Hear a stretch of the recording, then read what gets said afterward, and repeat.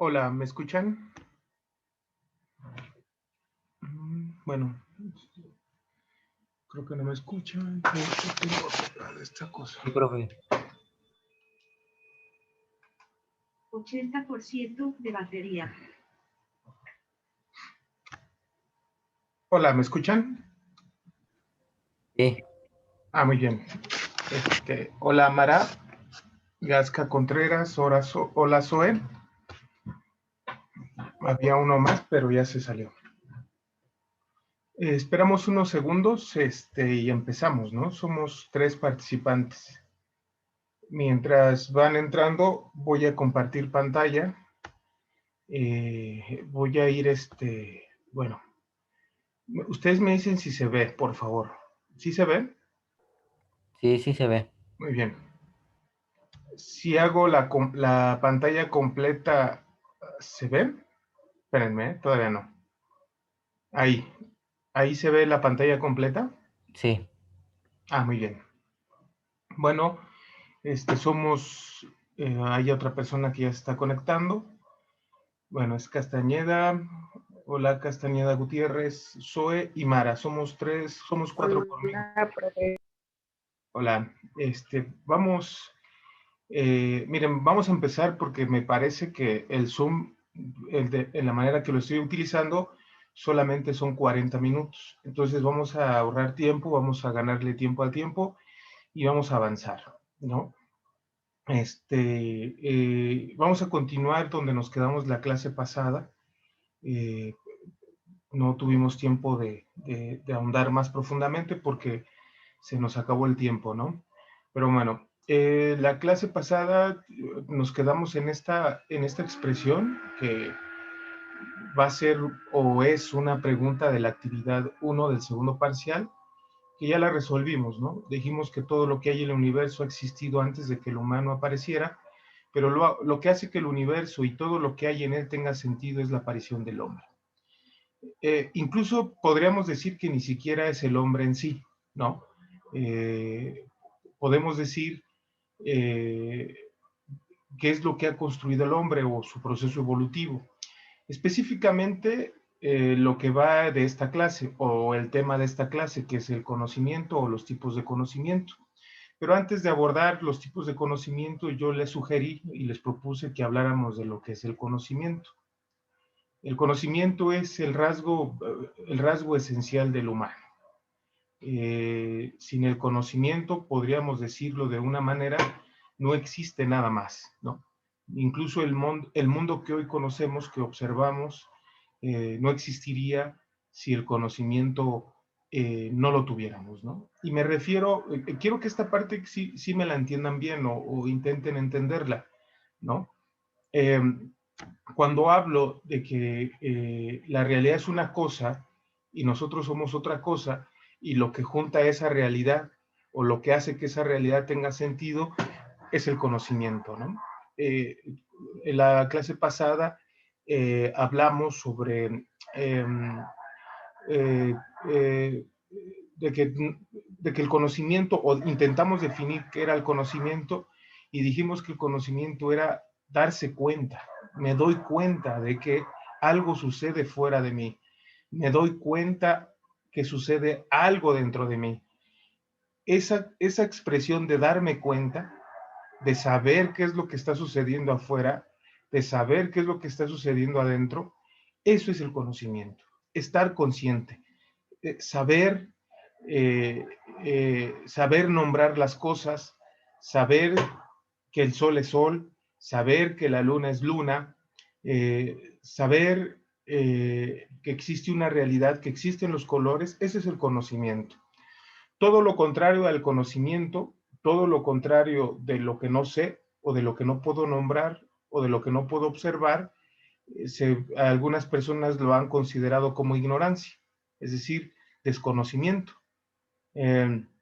¿no? Incluso podríamos decir que el hombre, aún con todo lo que ha construido y todo lo que ha creado, los celulares, el internet, el viaje al espacio, poder saber que lo que mueve a las cosas son partículas muy pequeñitas, como del tamaño del virus esto del COVID que no se ve. Algunos podrían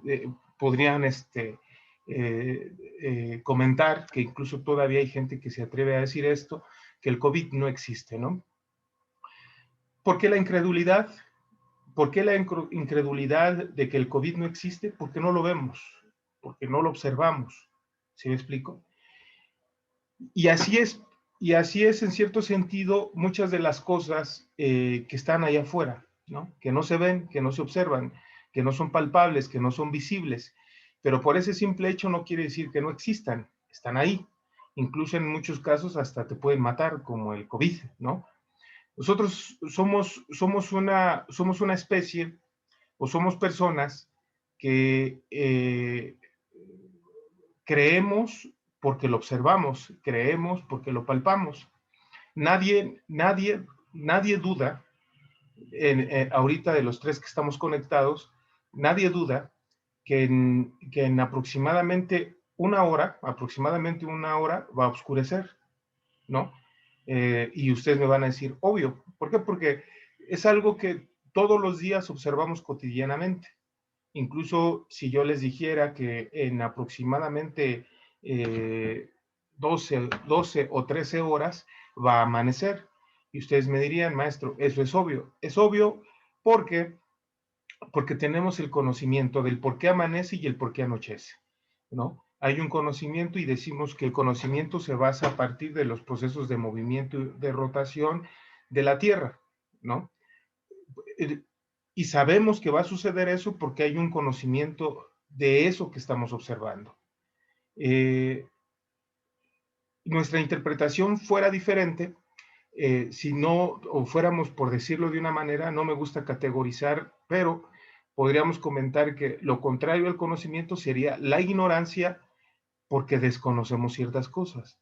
¿Sí me explico? Y por lo tanto, el no conocerlas, por lo tanto, no existe. Por lo tanto, no existe y no entra dentro de nuestras concepciones. Es por ello que les digo que el vínculo entre la realidad, entre lo que está allá afuera, entre la gente que camina allá afuera, entre las casas que está allá afuera y nosotros es el conocimiento de esa realidad. La clase pasada yo les comentaba que algunos seres vivos o todos los seres vivos fuera de la especie humana viven o habitan esta tierra, habitan este mundo, viven en este mundo, pero su vivir, su habitar este mundo se reduce a la alimentación, la sobrevivencia. En nuestro caso no. En nuestro caso, incluso nuestra sobrevivencia y nuestra existencia en este mundo puede ser planteada de diferentes maneras. Por ejemplo, el conocimiento del mundo. ¿Qué nos lleva a pensar o a visualizar la posibilidad de vivir en Marte, ¿no? Por ejemplo, lo que sucedió estas semanas, de que la NASA y algunos otros empresarios llegaron a Marte, mandaron un cohete a Marte, bueno, mandaron algunos robots a Marte con la finalidad de poder, eh, de poder inspeccionar qué hay en Marte. Y en cierto sentido, Marte ya empieza a tener sentido o empieza a tener forma a partir de que lo vamos descubriendo, a partir de que lo vamos conociendo. Ese es el conocimiento. Ese es el conocimiento y el conocimiento así, es un elemento muy interesante para la especie humana porque y todo esto surge a partir de la filosofía o a partir del asombro o a partir de la duda. El dudar no es malo. En la época medieval, bueno, no sé si ustedes sepan, pero en la época medieval, toda aquella persona que dudara sobre lo que la iglesia o la religión católica dijera, pues era torturado, ¿no? Incluso en muchos casos era sinónimo de condena a muerte, ¿no? Lo que ustedes creo que ya conocen como la Santa Inquisición. Desafortunadamente ahorita estamos en pandemia, pero si pudiéramos, bueno, si ustedes pudieran en algún otro momento ir en la ciudad hay un lugar que hacen exposiciones sobre instrumentos de tortura, ¿no? donde esos instrumentos de tortura servían para, perdón, convencer a la gente de la creencia de un Dios. Si tú no creías en Dios en la época medieval, existían infinidad de torturas, ¿no? De formas, en la época medieval se llamaba conversión, es decir, si tú eras de una religión judía, si tú eras de una religión, por ejemplo, hebrea, o eras musulmana, o eras de una religión sobre creencias de dioses como la mexica, como los aztecas, por ejemplo, Quetzalcóatl. Si tú eras chino, japonés y creías en Buda, ¿no? O creías en otro tipo de religión, los católicos buscaban las formas para que tú, se llamaba conversión, para que tú cambiaras de religión, ¿no? Actualmente la forma de cambiar de religión es que llegan los cristianos a tu casa o llegan los católicos a tu casa, te tocan y te intentan convencer, ¿no? Por medio de la palabra. Ellos mismos lo dicen, venimos promulgando la palabra de Dios, ¿no? Te sacan la Biblia, un tabicote de un tamaño grandísimo, y te empiezan a decir, es que el Jacob o Pablo, Jesucristo dijo que, ¿no? Y te intentan convencer, ¿no? De que Dios existe, etcétera, ¿no? Ahorita es por medio de la palabra, de convencerte por medio de la palabra, pero en la época medieval el convencimiento era por medio de la tortura. Es decir, les voy a comentar dos nada más, porque son muy fuertes, pero por ejemplo había una que era como una estaca, ¿no? Una estaca como, imagínense un palo de escoba, pero más largo que el palo de escoba convencional, ¿no? Se le sacaban la punta a esa estaca y te abrían de piernas y te dejaban caer sobre la estaca, a tal grado que la estaca entraba por el ano y salía por la boca, ¿no? Esta era una forma de tortura. No solamente era para las personas que eran herejes, ¿no? Sino también para aquellas personas que eran adúlteras, ¿no? Que una mujer se metiera con varios hombres o un hombre que se metiera con varias mujeres. Es decir, era una práctica como las cárceles actualmente, pero en ese entonces tenía un enfoque religioso, ¿no? Entonces, era la imposición de la creencia de un Dios, ¿no? Etcétera. Ya ni sé por qué estaba hablando de esto. Pero en cierto sentido, ya me acordé. Es decir, en la época medieval, aquella persona que dudara era torturado, o era visto con malos ojos, o era hereje, o era ateo, o era torturado, o era torturado, o torturado y asesinado, ¿no? Lo curioso es que la duda, que en la época medieval en Europa, que abarcó del siglo V al siglo XV,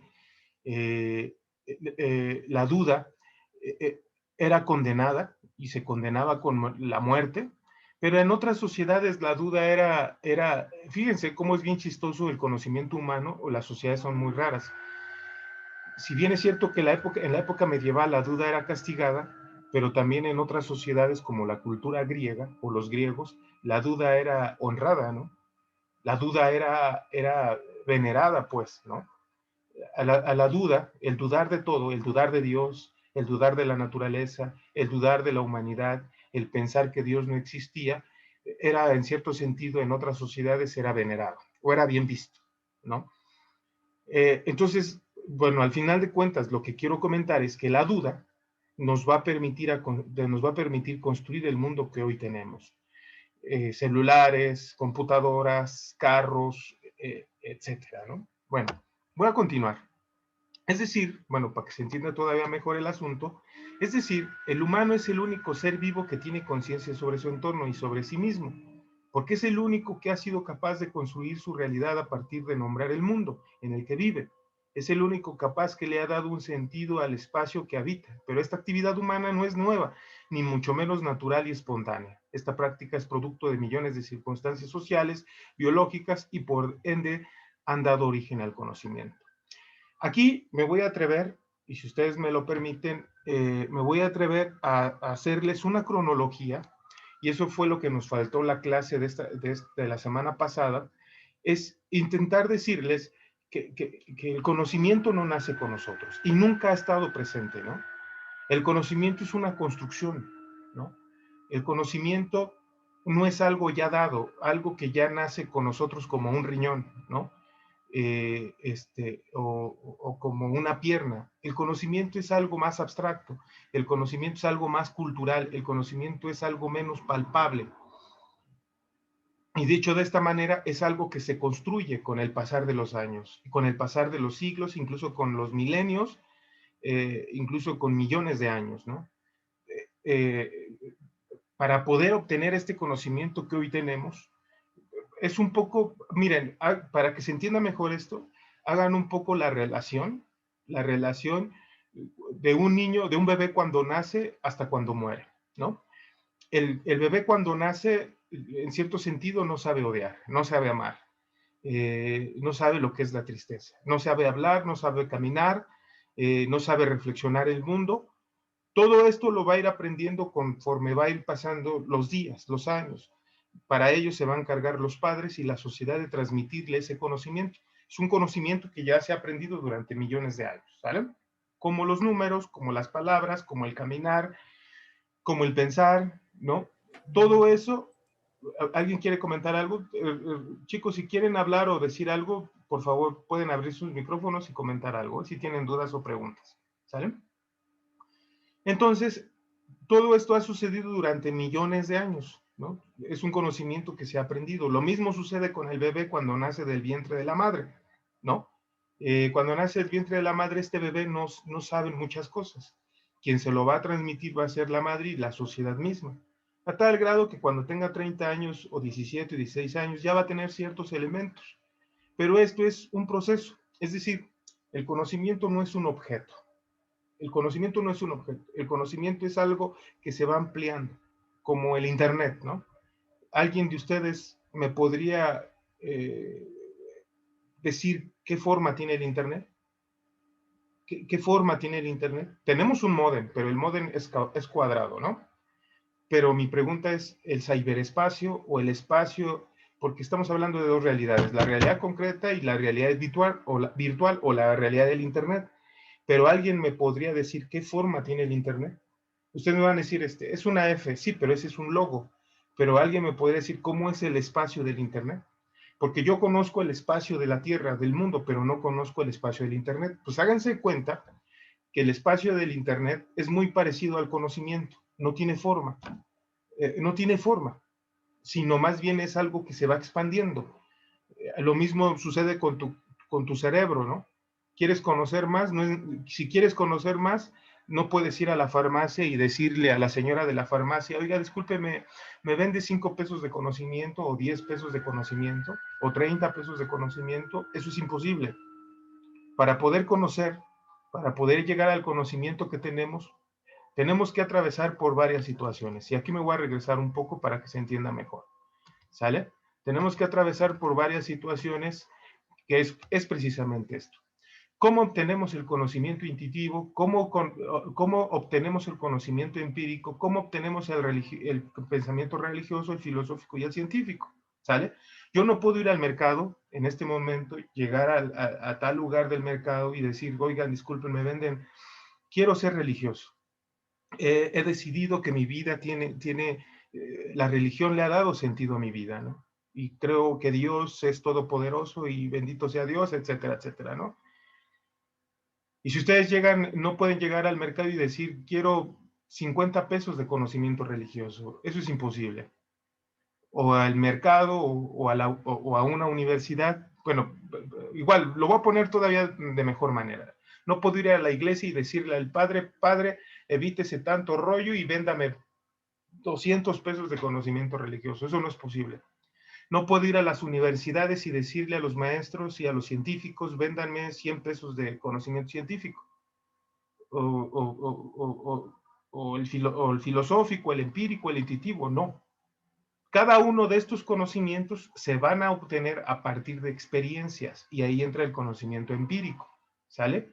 A partir de que cotidianamente vivo situaciones problemáticas y cómo las resuelvo, ese es el conocimiento empírico, es el conocimiento que yo voy a obtener a partir de la experiencia. Les voy a poner un ejemplo para que se entienda mejor, porque esta es la última clase que le dedico a este tema. El próximo lunes vamos a hablar de otros temas, ¿sale? Y lo voy a hacer muy rápido. Por ejemplo, en el conocimiento empírico, ¿no? Y eso, chicos, por favor, me gustaría que lo entendieran no solamente como un concepto, sino intenten llevarlo a la práctica de lo que les ha pasado o sucedido cotidianamente. Por ejemplo, yo les voy a poner un ejemplo, un ejemplo un poco drástico que a mí me pasó el año pasado. La mamá de mi compañera murió de COVID. Yo estuve con ella en todo el tiempo, todo el tiempo. Incluso la mamá de mi compañera se murió en mis brazos, ¿no? Porque yo la cargué, porque la tuvimos que llevar rápidamente al hospital, pero pues no llegó. La señora no llegó y yo vi cómo su respiración poco a poco se iba haciendo cada vez menos, vi cómo sus pupilas se iban haciendo cada vez más pequeñas y yo vi cómo falleció, pues, falleció en mis brazos, ¿no? Fue una experiencia sumamente terrible. Pero todo lo que vivimos antes con la mamá de mi compañera fue el comprar tanques de oxígeno, el ver cómo su cuerpo se iba deteriorando, saber cómo, en cierto sentido, cómo ataca el COVID a las personas, ¿no? Yo después de eso quedé devastado, quedé muy mal, quedé muy triste, muy enojado, quedé en un shock, en un trauma, en las noches no podía dormir, etcétera, ¿no? Y como 6 meses después, toda mi familia se infecta. Y vuelvo a repetir la historia. Ver cómo mi papá se está deteriorando, ver que le falta oxigenación. Pero en ese momento se activa mi conocimiento empírico. Y no solamente el conocimiento empírico, sino el conocimiento intuitivo. ¿Sí? Intuyes cosas. Por ejemplo, yo veo a mi papá que tose, yo veo a mi papá que tiene un poco de gripa y no lo veo bien.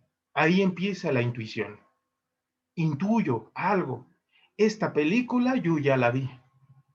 Esta película hace 6 meses que yo la viví. Y entonces mi cuerpo, mi organismo, se activa mi organismo, eh, mi cerebro manda mensajes a todo mi organismo como aguas, eh, se viene algo complicado, aguas, se viene algo complicado, actívate. Perdón chicos, pero es que ya me está avisando que se va a acabar el tiempo, no sé ni por qué se va a acabar el tiempo si son 40 minutos, pero bueno, eh, mi cuerpo se activa y dice aguas. Entonces se activa también mi conocimiento empírico sobre la experiencia pasada y digo, yo ya tengo una experiencia, ya no me puede pasar lo mismo, tengo que actuar. Viene el conocimiento empírico y entonces empezamos a buscar opciones. Ya no cometemos los mismos errores que cometí en la primera ocasión. Eso es lo importante del conocimiento empírico, que vas aprendiendo con la experiencia y que lo que te pasó hoy no lo puedes volver a repetir mañana. ¿Sí me explico? No lo puedes volver a repetir mañana. Y eso mismo yo me gustaría que ustedes lo entendieran, chicos. Intenten construirse un mejor presente para construir, intenten vivir un mejor presente o cambiar cosas en el presente para poder vivir un mejor futuro. Ese es el conocimiento empírico. ¿Sale? Bueno, vamos a continuar. Ahorita regresamos a estos tipos de conocimientos. Bueno, entonces diremos que la cultura y el conocimiento son elementos que separan al humano por casi completo de los animales u otro ser vivo. ¿Sale? Si bien es cierto que nosotros, el conocimiento va a separarnos de los animales por completo, si bien es cierto que todavía tenemos elementos animalescos, que todavía tenemos funciones animales, por decirlo de una manera, defecamos, lo mismo hacen los animales, comemos o tragamos, lo mismo hacen los animales, dormimos, lo mismo hacen los animales, bebemos agua, lo mismo hacen los animales. Hay muchos elementos que nos relacionan con los animales, pero hemos dejado de ser animales por casi completo. ¿Sale? Si bien es cierto que tenemos funciones como los animales, pero tenemos una cualidad que va más allá de los animales, que es el conocimiento. ¿Sale? Incluso podemos afirmar que el conocimiento separa al humano del espacio y para poder entender mejor al conocimiento se vuelve necesario remontarnos al origen del universo, al sistema solar, de la Tierra, de la vida y en consecuencia del humano. ¿Sale? Y aquí un poco para entender todavía mejor lo que es el conocimiento, vamos a decir que el conocimiento, para entenderlo todavía mejor, vamos a irnos a datos científicos, ¿sale? ¿Cómo surge el universo? Según la cosmología, chicos, me voy a ir muy rápido, porque quiero terminar esta clase y tengo como 7, 8 minutos.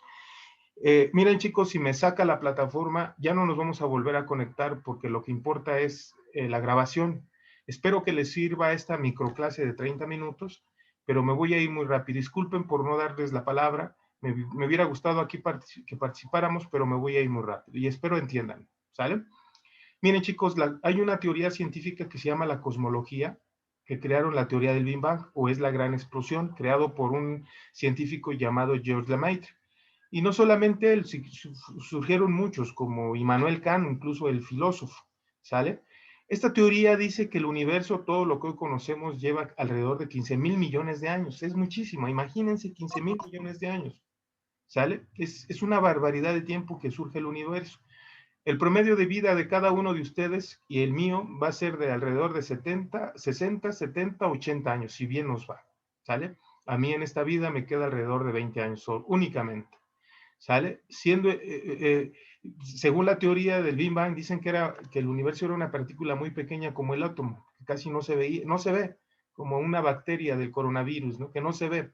Era un átomo sumamente pequeño, lleno de energía, hizo explosión y construyó todo lo que existe actualmente. Planetas, galaxias, sistemas solares, etcétera, etcétera. ¿Sale? En esta explosión generó los 3 elementos sustanciales para la vida: la materia, la energía y el tiempo. ¿Sale? Nosotros estamos llenos de energía y nosotros estamos llenos de materia. Muy bien. Entonces, después de la construcción del sistema solar, perdón, del universo, esta misma teoría o la teoría nebular de la cosmología nos dice que que el universo tiene 15,000 millones de años, pero el sistema solar tiene 4,600 millones de años, producto de la formación de una nebulosa. Empezó a traer partículas. Esto es lo que dice esta teoría, es que producto de la explosión del universo, el universo creó mucha basura estelar o mucha piedra y polvo. La teoría nebular es que una nebulosa se empieza a conformar, empieza a traer todo a su centro, toda esa materia dispersa en el universo se empieza a concentrar como en un núcleo, empieza a dar vueltas sumamente rápido, rápido, rápido, llega a explotar y ¡pum!, se arma un sistema solar. Les recomiendo mucho, si les gusta estas ideas de la ciencia o cómo se crea el universo, en Netflix hay una serie que se llama Star Trek. Star Trek se las recomiendo mucho, porque habla un poco de estos elementos y es la búsqueda de otros mundos en el universo, con posibles personas habitando ese universo. ¿Sale? Bueno, me quedan 4 minutos 11 segundos, voy a continuarlo más rápido. Entonces, después del sistema solar surge la Tierra, y la Tierra, bueno, con el sistema solar surge la Tierra. Acuérdense que somos el tercer planeta del sistema solar, ¿no? Pero el sistema solar surge en 4,600 millones de años, la Tierra surge en 4,500 millones de años. Según la Tierra, es el resultado de choque de 2 protoplanetas. Al inicio de la Tierra era una gran bola de fuego. Era una gran bola de fuego porque hace 4,500 millones de años la Tierra fue bombardeada por meteoritos. ¿Sale? Pero en esos meteoritos, según las teorías científicas, los meteoritos traían el 1% de agua.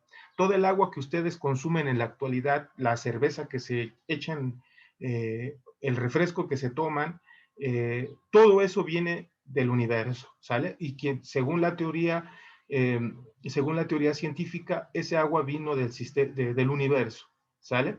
Fue bombardeada la Tierra, el calor hizo que se evaporara el agua, durante millones de años se formaron nubes y durante millones de años llovió en esta Tierra a tal grado que al inicio éramos una gran bola de agua. Posteriormente, la Tierra busca respiraderos. Acuérdense que en el centro de la Tierra hay un núcleo, a 3,000 kilómetros debajo de la Tierra hay un núcleo que está lleno de lava, ¿no? Mucho calor, y busca salida a ese calor y se crean los volcanes. Esos volcanes surgen, rompen el agua, surgen a la superficie y empiezan a hacer erupciones y empiezan a llenar de dióxido de carbono toda la Tierra a tal grado que no permiten la entrada del sol y se crea un mundo de hielo, ¿sale? Y así va a pasar millones de años, un mundo lleno de agua, millones de años un mundo lleno de hielo y millones de años, y después posteriormente surge la Tierra y los continentes que hoy la conocemos, ¿sale? Bueno, esta ya la vimos. Y va a ser hasta, fíjense, el sistema solar tiene 4.500 millones de años, la Tierra tiene 4.500 millones de años, el humano en sí tiene 2.5 millones de años, ¿no? 2.5 millones de años que le ha permitido evolucionar de un chango a un ser humano con estas características y con un cerebro ya desarrollado.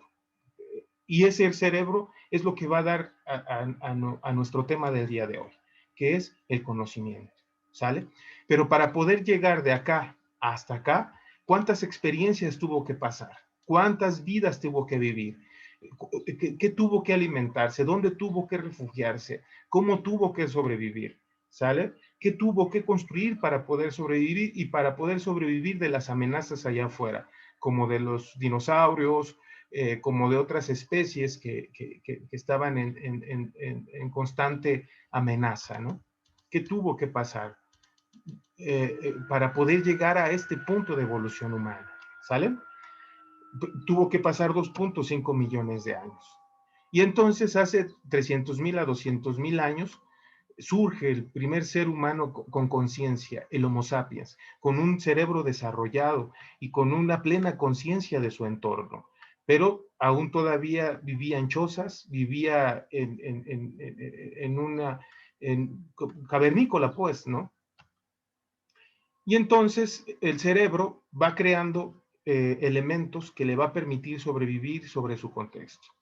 No solamente las piedras las va a utilizar para romper huesos, para comer el tuétano, sino también para defenderse. Y por primera vez, en cierto sentido, se crean las herramientas y las armas.